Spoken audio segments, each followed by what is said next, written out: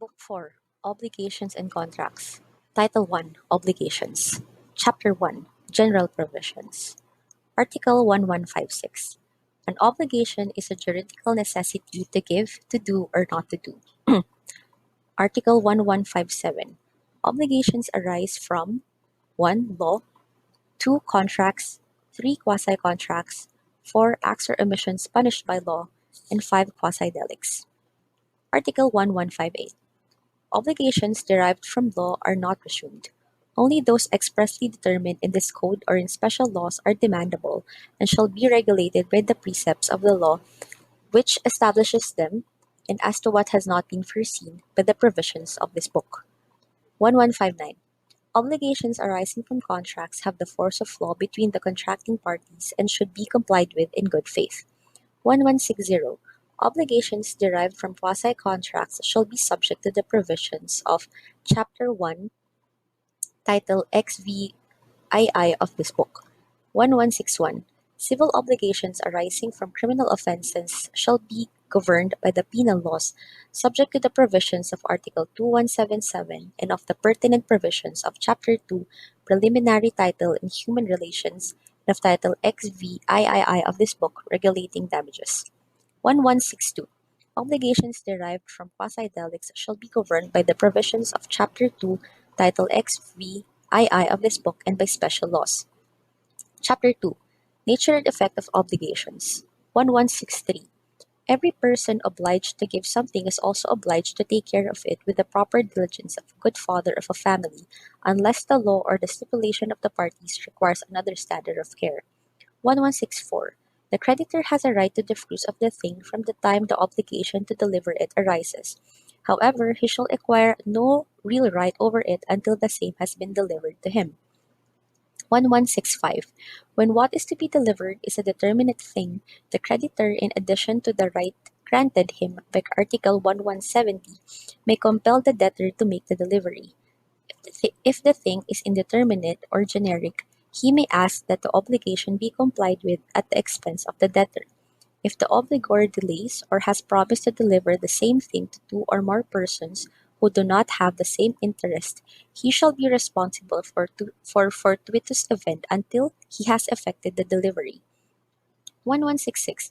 The obligation to give a determinate thing includes that of delivering all its accessions and accessories, even though they may not have been mentioned.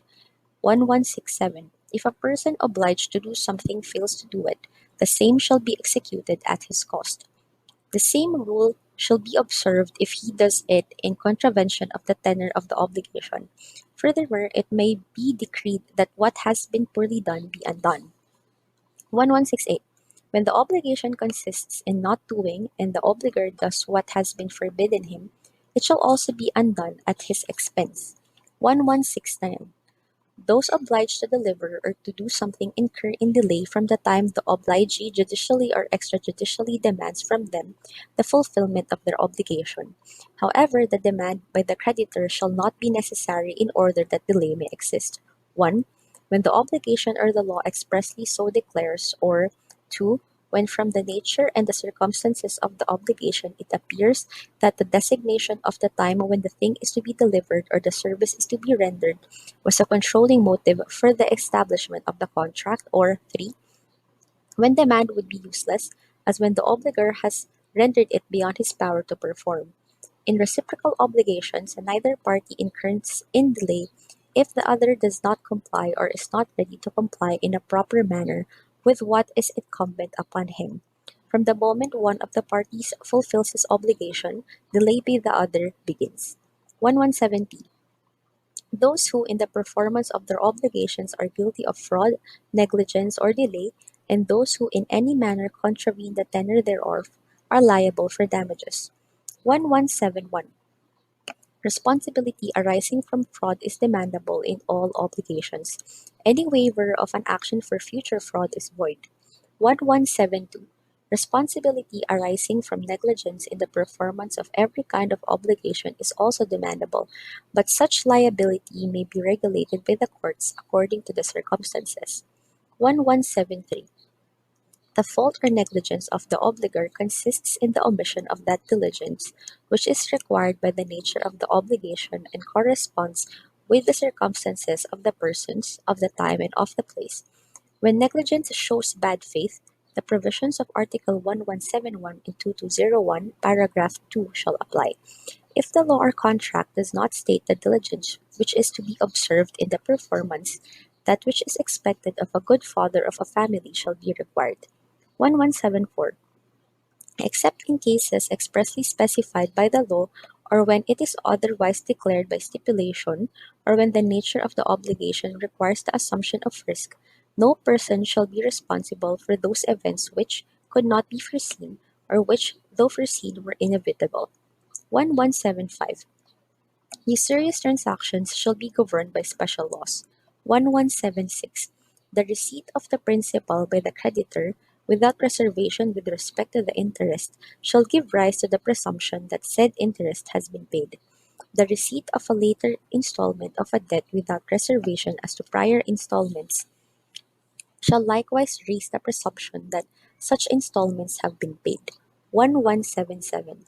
The creditors, after having pursued the property in possession of the debtor to satisfy their claims, may exercise all the rights and bring all the actions of the latter for the same purpose, save those which are inherent in his person. They may also impugn the acts which the debtor may have done to defraud them. 1178. Subject to the laws, all rights acquired in virtue of an obligation are transmissible if there has been no stipulation to the contrary. Chapter 3. Different kinds of obligations. Section 1. Pure and conditional obligations. 1179. Every obligation whose performance does not depend upon a future or uncertain event or upon a past event unknown to the parties is demandable at once. Every obligation which contains a resolutory condition shall also be demandable without prejudice to the effects of the happening of the effect. 1180. When the debtor binds himself to pay when his means permit him to do so, the obligation shall be deemed to be one with a period subject to the provisions of Article 1197. 1181. In conditional obligations, the acquisition of rights as well as the extinguishment or loss of those already acquired shall depend upon the happening of the event which constitutes the condition. 1182. When the fulfillment of the condition depends upon the sole will of the debtor, the conditional obligation shall be void. If it depends upon chance or upon the will of a third person, the obligation shall take effect in conformity with the provisions of this code. 1183. Impossible conditions, those contrary to good customs or public policy, and those prohibited by law, shall annul the obligation which depends upon them. If the obligation is divisible, that part thereof which is not affected by the impossible or unlawful condition shall be valid. The condition not to do an impossible thing shall be considered as not having been agreed upon. 1184. The condition that some event happen at a determinate time shall extinguish the obligation as soon as the time expires or if it has become indubitable that the event will not take place. 1185. The condition that some event will not happen at a determinate time shall render the obligation effective from the moment the time indicated has elapsed or if it has become evident that the event cannot occur. If no time has been fixed, the condition shall be deemed fulfilled at such time as may have probably been contemplated, bearing in mind the nature of the obligation. 1186. The condition shall be deemed fulfilled when the obligor voluntarily prevents its fulfillment. 1187. The effects of a conditional obligation to give, once the condition has been fulfilled, shall retroact to the day of the constitution of the obligation.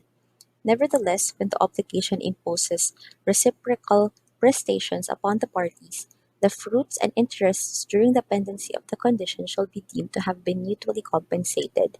If the obligation is unilateral, the debtor shall appropriate the fruits and interests received, unless from the nature and circumstances of the obligation it should be inferred that the intention of the person constituting the same was different.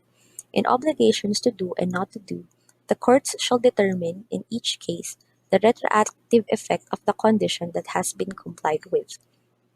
1188. The creditor may, before the fulfillment of the condition, bring the appropriate actions for the preservation of his right. The debtor may recover what during the same time he has paid by mistake in case of a suspensive condition. 1189. When the conditions have been imposed with the intention of suspending the efficacy of an obligation to give, the following rules shall be observed in case of the improvement, loss, or deterioration of the thing during the pendency of the condition. 1. If the thing is lost without the fault of the debtor, the obligation shall be extinguished. 2. If the thing is lost through the fault of the debtor, he shall be obliged to pay damages. It is understood that the thing is lost when it perishes, or goes out of commerce, or disappears in such a way that its existence is known or it cannot be recovered. 3. When the thing deteriorates without the fault of the debtor, the impairment is to be borne by the creditor. 4. If it deteriorates through the fault of the debtor, the creditor may choose between the rescission of the obligation and its fulfillment, with indemnity for damages in either case. 5. If the thing is improved by its nature or by time, the improvement shall inure to the benefit of the creditor. 6. If it is improved at the expense of the debtor, he shall have no other right than that granted to the usufructuary. 1190. When the conditions have for their purpose the extinguishment of an obligation to give, the parties upon the fulfillment of said conditions shall return to each other what they have received. In case of the loss, deterioration, or improvement of the thing, the provisions which, with respect to the debtor, are laid down in the preceding article shall be applied to the party who is bound to return. As for obligations to do and not to do, the provisions of the second paragraph of Article 1187 shall be observed as regards the effect of the extinguishment of the obligation. 1191. The power to rescind obligations is implied in reciprocal ones in case one of the obligors should not comply with what is incumbent upon him. The injured party may choose between the fulfillment and the rescission of the obligation with the payment of damages in either case. He may also seek rescission even after he has chosen fulfillment if the latter should become impossible. The court shall decree the rescission claimed unless there be just cause authorizing the fixing of a period. This is understood to be without prejudice to the rights of third persons who have acquired the thing in accordance with Articles 1385 and 1388 in the Mortgage Law. 1192. In case both parties have committed a breach of the obligation, the liability of the first infractor shall be equitably tempered by the courts. If it cannot be determined which of the parties first violated the contract, the same shall be deemed extinguished and each shall bear his own damages. Section 2. Obligations with a period. 1193. Obligations for whose fulfillment a day certain has been fixed shall be demandable only when that day comes. Obligations with a resolutory period take effect at once, but terminate upon arrival of the day certain. A day certain is understood to be that which must necessarily come, although it may not be known when. If the uncertainty consists in whether the day will come or not, the obligation is conditional, and it shall be regulated by the rules of the preceding section. 1194. In case of loss, deterioration, or improvement of the thing before the arrival of the day certain, the rules in Article 1189 shall be observed. 1195. Anything paid or delivered before the arrival of the period, the obligor being unaware of the period or believing that the obligation has become due and demandable, may be recovered with the fruits and interests. 1196. Whenever in an obligation a period is designated, it is presumed to have been established for the benefit of both the creditor and the debtor, unless from the tenor of the same or other circumstances it should appear that the period has been established in favor of one or of the other. 1197. If the obligation does not fix a period, but from its nature and the circumstances it can be inferred that a period was intended, the courts may fix the duration thereof. The courts shall also fix the duration of the period when it depends upon the will of the debtor. In every case, the courts shall determine such period as may under the circumstances have been probably contemplated by the parties. Once fixed by the courts, the period cannot be changed by them. 1198. The debtor shall lose every right to make use of the period. 1. When after the obligation has been contracted, he becomes insolvent unless he gives a guarantee or security for the debt. 2. When he does not furnish to the creditor the guarantees or securities which he has promised. 3. When by his own acts he has impaired said guarantees or securities after their establishment, and when through a fortuitous event they disappear unless he immediately gives new ones equally satisfactory. 4. When the debtor violates any undertaking in consideration of which the creditor agreed to the period. 5. When the debtor attempts to abscond. Section 3. Alternative Obligations 1199. A person alternatively bound by different prestations shall completely perform one of them. The creditor cannot be compelled to receive a part of one and part of the other undertaking. 1200. The right of choice belongs to the debtor unless it has been expressly granted to the creditor. The debtor shall have no right to choose those prestations which are impossible, unlawful, or which could not have been the object of the obligation. 1201. The choice shall produce no effect except from the time it has been communicated. 1202. The debtor shall lose the right of choice when among the prestations whereby he is alternatively bound only one is practicable. 1003. If through the creditor's acts the debtor cannot make a choice according to the terms of the obligation, the latter may rescind the contract with damages. 1204. The creditor shall have a right to indemnity for damages when, through the fault of the debtor, all the things which are alternatively the object of the obligation have been lost, or the compliance of the obligation has become impossible. The indemnity shall be fixed, taking as a basis the value of the last thing which disappeared, or that of the service which last became impossible. Damages other than the value of the last thing or service may also be awarded. 1205. When the choice has been expressly given to the creditor, the obligation shall cease to be alternative from the day when the selection has been communicated to the debtor.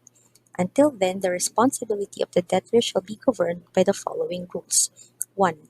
If one of the things is lost through a fortuitous event, he shall perform the obligation by delivering that which the creditor should choose from among the remainder, or that which remains if only one subsists. 2. If the loss of one of the things occurs through the fault of the debtor, the creditor may claim any of those subsisting, or the price of that which, through the fault of the former, has disappeared, with a right to damages. 3. If all the things are lost through the fault of the debtor, the choice by the creditor shall fall upon the price of any of them, also with indemnity for damages. The same rules shall be applied to obligations to do or not to do in case one, some, or all of the prestations should become impossible. 1206. When only one prestation has been agreed upon, but the obligor may render another in substitution, the obligation is called facultative. The loss or deterioration of the thing intended as a substitute through the negligence of the obligor does not render him liable, but once a substitution has been made, the obligor is liable for the loss of the substitute on account of his delay, negligence, or fraud. Section 4. Joint and Solidary Obligations 1207.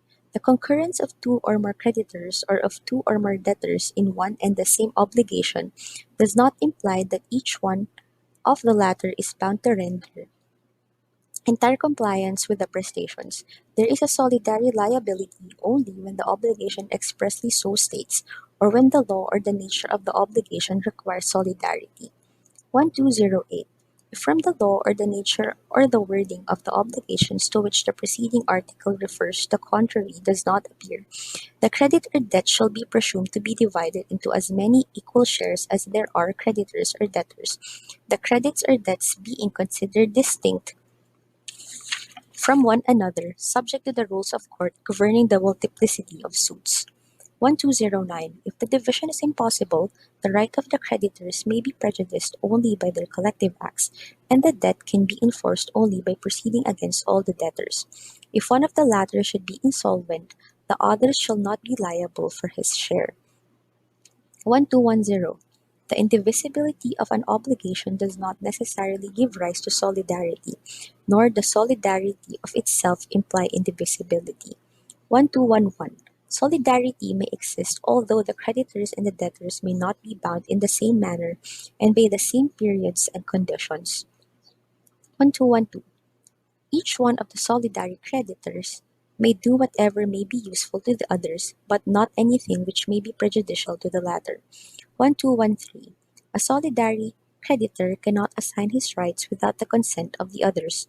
1214. The debtor may pay any one of the solidary creditors, but if any demand, judicial or extrajudicial, has been made by one of them, payment should be made to him. 1215. Novation, compensation, confusion, or remission of the debt made by any of the solidary creditors or with any of the solidary debtors shall extinguish the obligation without prejudice to the provisions of Article 1219. The creditor who may have executed any of these acts, as well as he who collects the debt, shall be liable to the others for the share in the obligation corresponding to them. 1216. The creditor may proceed against any one of the solidary debtors or some or all of them simultaneously. The demand made against one of them shall not be an obstacle to those which may subsequently be directed against the others, so long as the debt has not been fully collected. 1217. Payment made by one of the solidary debtors extinguishes the obligation. If two or more solidary debtors offer to pay, the creditor may choose which offer to accept. He who made the payment may claim from his co-debtors only the share which corresponds to each, with the interest for the payment already made. If the payment is made before the debt is due, no interest for the intervening period may be demanded. When one of the solidary debtors cannot, because of his insolvency, reimburse his share to the debtor paying the obligation, such share shall be borne by all his co-debtors in proportion to the debt of each. 1218. Payment by a solidary debtor shall not entitle him to a reimbursement from his co-debtors if such payment is made after the obligation has prescribed or become illegal. 1219. The remission made by the creditor of the share which affects one of the solidary debtors does not release the latter from his responsibility towards the co-debtors in case the debt had been totally paid by any one of them before the remission was effected. 1220. The remission of the whole obligation obtained by one of the solidary debtors does not entitle him to reimbursement from his co-debtors. 1221. If the thing has been lost or if the prestation has become impossible without the fault of the solidary debtors, the obligation shall be extinguished. If there was fault on the part of any one of them, all shall be responsible to the creditor for the price and the payment of damages and interest, without prejudice to their action against the guilty or negligent debtor. If through a fortuitous event the thing is lost or the performance has become impossible after one of the solidary debtors has incurred in delay through the judicial or extrajudicial demand upon him by the creditor, the provisions of the preceding paragraphs shall apply. 1222. A solidary debtor may, in actions filed by the creditor, avail himself of all defenses which are derived from the nature of the obligation and of those which are personal to him or pertain to his own share. With respect to those which personally belong to the others, he may avail himself thereof only as regards that part of the debt for which the latter are responsible. Section 5. Divisible and Indivisible Obligations. 1223. The divisibility or indivisibility of the things that are the object of obligations in which there is only one debtor and only one creditor does not alter or modify the provisions of Chapter 2 of this title. 1224. A joint indivisible obligation gives rise to indemnity for damages from the time any one of the debtors does not comply with his undertaking. The debtors who may have been ready to fulfill their promises shall not contribute to the indemnity beyond the corresponding portion of the price of the thing or of the value of the service in which the obligation consists. 1225. For the purposes of the preceding articles, Obligations to give definite things and those which are not susceptible of partial performance shall be deemed to be indivisible. When the obligation has for its object the execution of a certain number of days of work, the accomplishment of work by metrical units or analogous things, which by their nature are susceptible of partial performance, it shall be divisible. However, even though the object or service may be physically divisible, an obligation is indivisible if so provided by law or intended by the parties. In obligations not to do, the divisibility or indivisibility shall be determined by the character of the prestation in each particular case. Section 6. Obligations with the penal clause. 1226. In obligations with a penal clause, the penalty shall substitute the indemnity for damages and the payment of interests in case of non-compliance if there is no stipulation to the contrary. Nevertheless, damages shall be paid if the obligor refuses to pay the penalty or is guilty of fraud in the fulfillment of the obligation. The penalty may be enforced only when it is demandable in accordance with the provisions of this code. 1227. The debtor cannot exempt himself from the performance of the obligation by paying the penalty, save in the case where this right has been expressly reserved for him. Neither can the creditor demand the fulfillment of the obligation and the satisfaction of the penalty at the same time, unless this right has been clearly granted him. However, if after the creditor has decided to require the fulfillment of the obligation, the performance thereof should become impossible without his fault, the penalty may be enforced. 1228. Proof of actual damages suffered by the creditor is not necessary in order that the penalty may be demanded. 1229. The judge shall equitably reduce the penalty when the principal obligation has been partly or irregularly complied with by the debtor. Even if there has been no performance, the penalty may also be reduced by the courts if it is iniquitous or unconscionable. 1230. The nullity of the penal clause does not carry with it that of the principal obligation. The nullity of the principal obligation carries with it that of the penal clause. Chapter 4. Extinguishment of Obligations. General Provisions. 1231. Obligations are extinguished: 1. By payment or performance; 2. By the loss of the thing due; 3. By the condonation or remission of the debt; 4. By the confusion or merger of the rights of creditor and debtor; 5. By compensation; 6. By novation. Other causes of extinguishment of obligations, such as annulment, rescission, fulfillment of a resolutory condition, and prescription, are governed elsewhere in this code. Section 1. Payment or performance. 1232. Payment means not only the delivery of money but also the performance in any other manner of an obligation. 1233.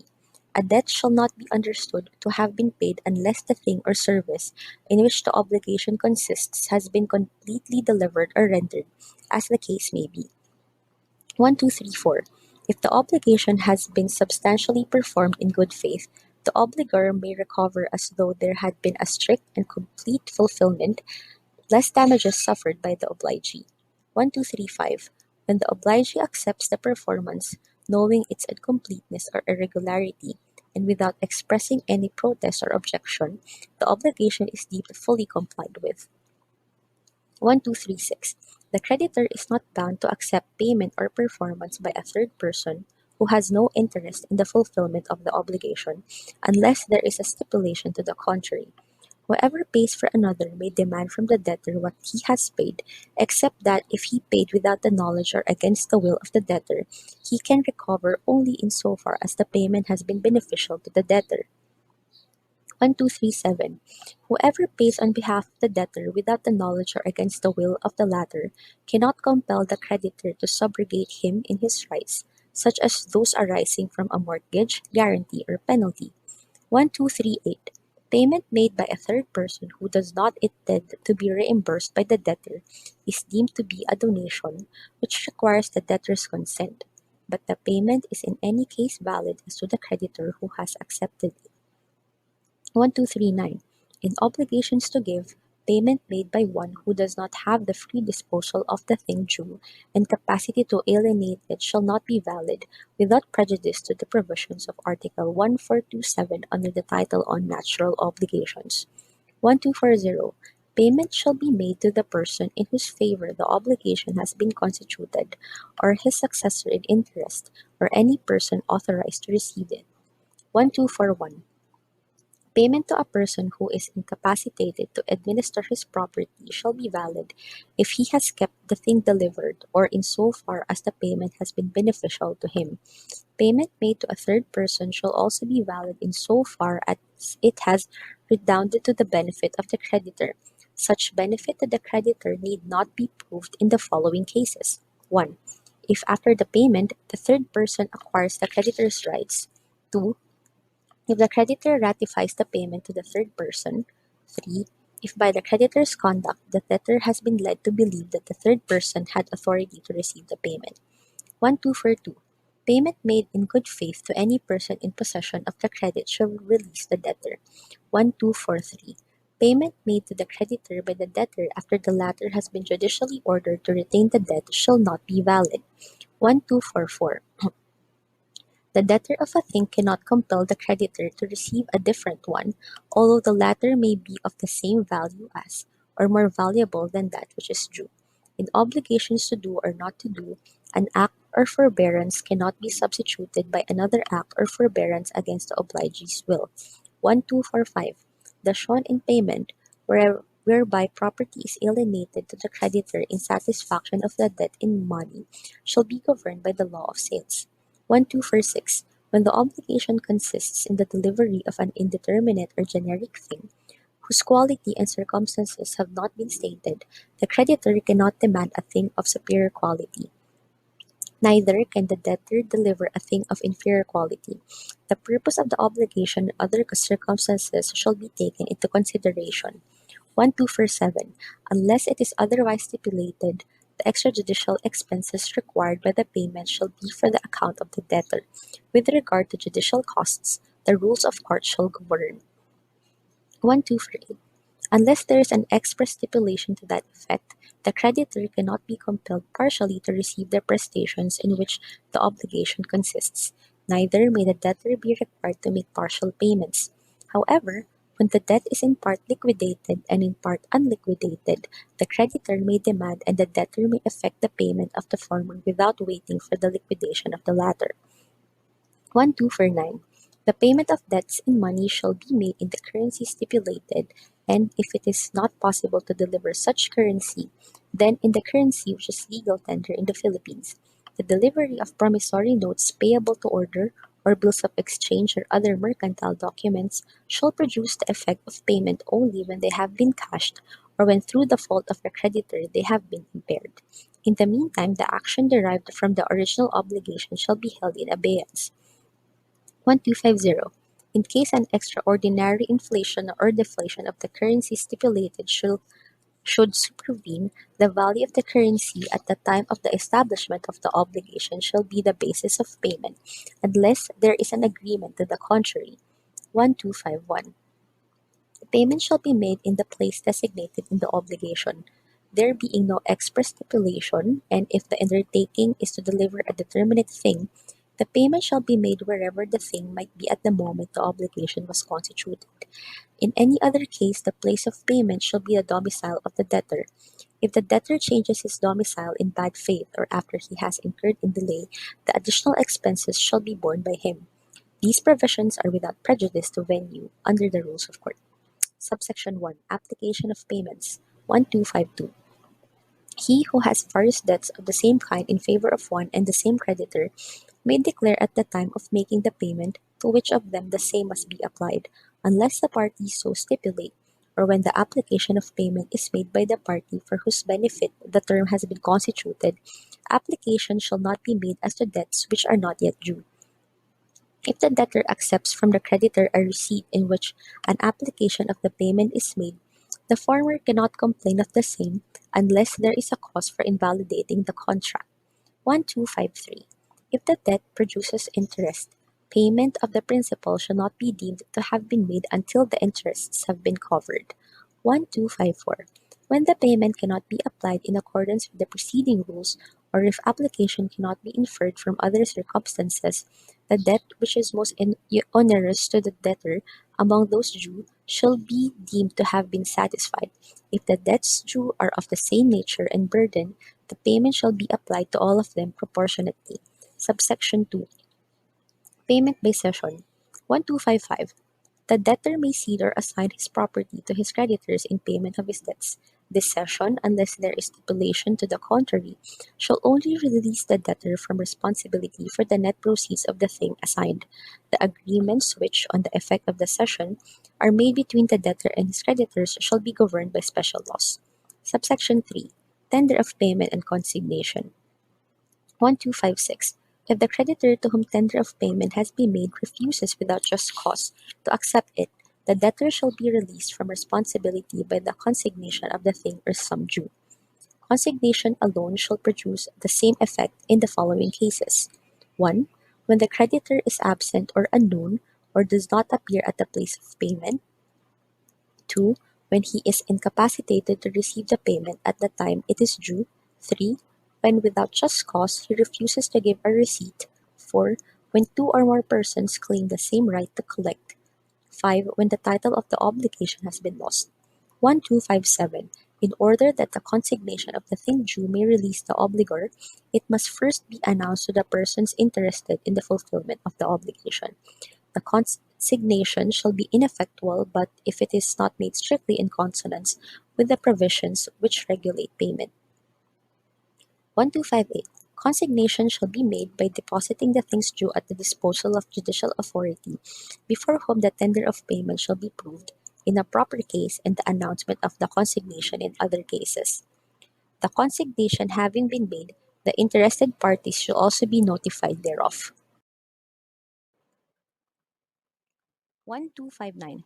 The expenses of consignation, when properly made, shall be charged against the creditor. 1260. Once the consignation has been duly made, the debtor may ask the judge to order the cancellation of the obligation.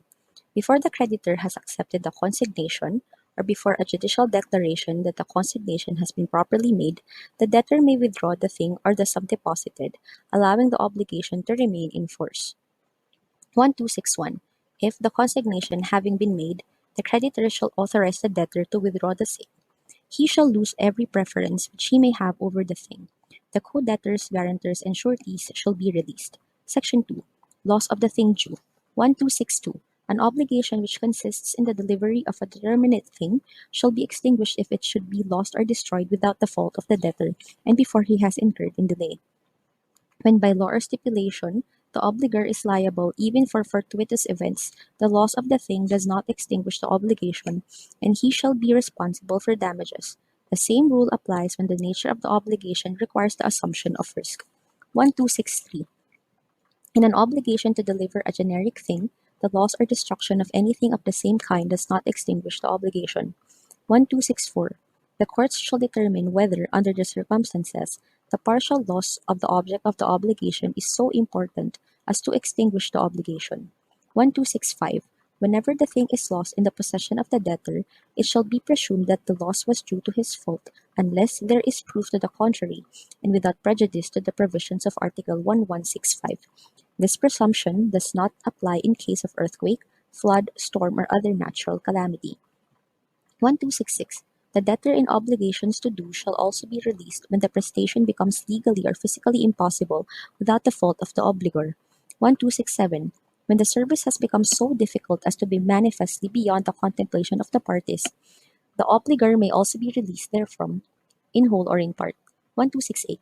When the debt of a thing certain and determinate proceeds from a criminal offense, the debtor shall not be exempted from the payment of its price, whatever may be the cause for the loss, unless, the thing having been offered by him to the person who should receive it, the latter refused without justification to accept it. 1269. The obligation having been extinguished by the loss of the thing, the creditor shall have all the rights of action which the debtor may have against third persons by reason of the loss. Section 3. Condonation or remission of debt. 1270. Condonation or remission is essentially gratuitous and requires the acceptance by the obligor. It may be made expressly or impliedly. One and the other kinds shall be subject to the rules which govern inofficious donations. Express condonation shall, furthermore, comply with the forms of donation. 1271. The delivery of a private document evidencing a credit made voluntarily by the creditor to the debtor implies the renunciation of the action which the former had against the latter. If in order to nullify this waiver it should be claimed to be inofficious, the debtor and his heirs may uphold it by proving that the delivery of the document was made in virtue of payment of the debt. 1272. Whenever the private document in which the debt appears is found in the possession of the debtor, it shall be presumed that the creditor delivered it voluntarily unless the contrary is proved. 1273. The renunciation of the principal debt shall extinguish the accessory obligations, but the waiver of the latter shall leave the former in force. 1274. It is presumed that the accessory obligation of pledge has been remitted when the thing pledged after its delivery to the creditor is found in the possession of the debtor or of a third person who owns the thing. Section 4. Confusion or merger of rights. 1275. The obligation is extinguished from the time the characters of creditor and debtor are merged in the same person. 1276. Merger which takes place in the person of the principal debtor or creditor benefits the guarantors. Confusion which takes place in the person of any of the latter does not extinguish the obligation. 1277. Confusion does not extinguish a joint obligation except as regards the share corresponding to the creditor or debtor in whom the two characters concur. Section 5. Compensation. 1278. Compensation shall take place when two persons in their own right are creditors and debtors of each other. 1279. In order that compensation may be proper, it is necessary 1. That each one of the obligors be bound principally and that he be at the same time a principal creditor of the other. 2. That both debts consist in a sum of money, or if the things due are consumable, they be of the same kind and also of the same quality if the latter has been stated. 3. That the two debts be due. 4. That they be liquidated and demandable. 5. That over neither of them there be any retention or controversy commenced by third persons and communicated in due time to the debtor. 1280. Notwithstanding the provisions of the preceding article, the guarantor may set up compensation as regards what the creditor may owe the principal debtor. 1281. Compensation may be total or partial.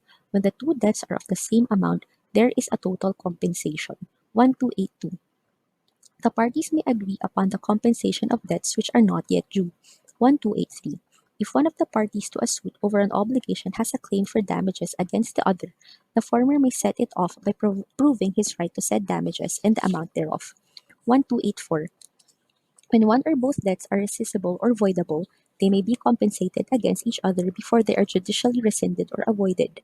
1285. The debtor who has consented to the assignment of rights made by a creditor in favor of a third person cannot set up against the assignee the compensation which would pertain to him against the assigner, unless the assigner was notified by the debtor at the time he gave his consent that he be reserved his right to the compensation. If the creditor communicated the cession to him but the debtor did not consent thereto, the latter may set the compensation of debts previous to the cession but not of subsequent ones. If the assignment is made without the knowledge of the debtor, he may set up the compensation of all credits prior to the same and also later ones until he had knowledge of the assignment. 1286. Compensation takes place by operation of law, even though the debts may be payable at different places, but there shall be an indemnity for expenses of exchange or transportation to the place of payment. 1287.